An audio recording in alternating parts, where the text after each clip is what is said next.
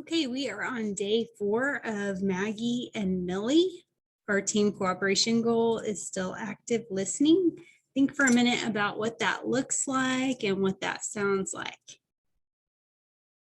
Well, when you're active listening, you're looking at whoever's speaking and you're paying close attention and your body is still and you're actively participating. In reading, we're working on clarifying, and in writing, we're going to write a descriptive paragraph. Okay, it's time to write our words. So you should have a paper like this. We're looking at row 4. You're going to put a plus if you know the word and a question mark if you're still not sure. So the first word is shelter. Shelter is a place that keeps lost pets and often gives them away. Julio called the shelter to see if they had his missing dog. The next word is exclaimed. Exclaimed means shouted. Ouch! I exclaimed as I hit my thumb with a hammer. The next word is suppose. Suppose means think or figure. I suppose I'll go to bed now, but I'm not really tired. Remember, you're putting a plus if you know it and a question mark if you're still not sure. Wagging. Wagging means moving side to side. The happy dog's tail was wagging quickly. Stern. Stern means serious or firm. Mrs. Robinson was a fair but stern teacher. The next word is rewarded.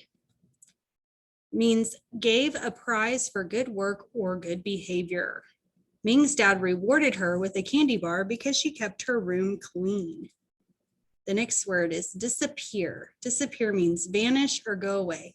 The magician made the rabbit disappear into thin air. Then we have traffic. Traffic means many cars on the road. Monty's dad was late coming home because there was a lot of traffic. Okay, so let's think. We've been reading the story of Maggie and Millie. Kind of think about what we've read so far. Okay, remember Maggie's mother came home from work and brings a tiger. And what does she end up naming her? That's right, Millie.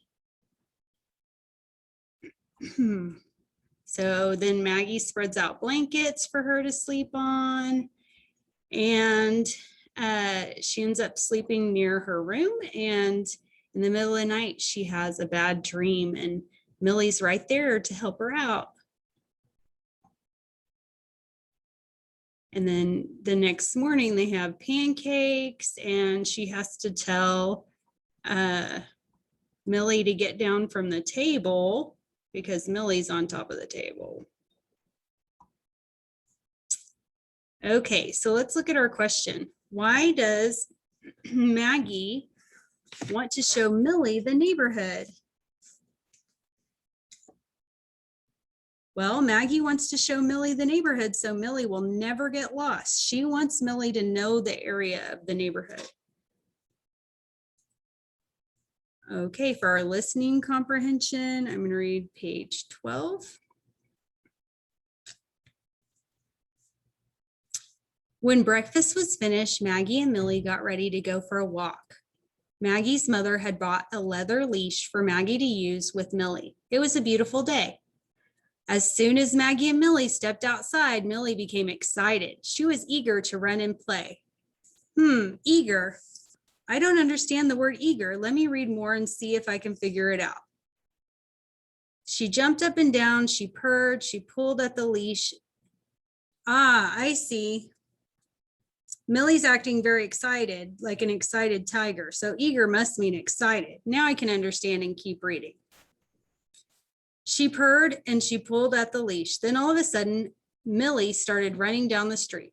Maggie wasn't ready, so she dropped the leash. Off Millie went. Maggie chased her. Millie, stop, Maggie yelled. But Millie wouldn't stop. She wanted to run.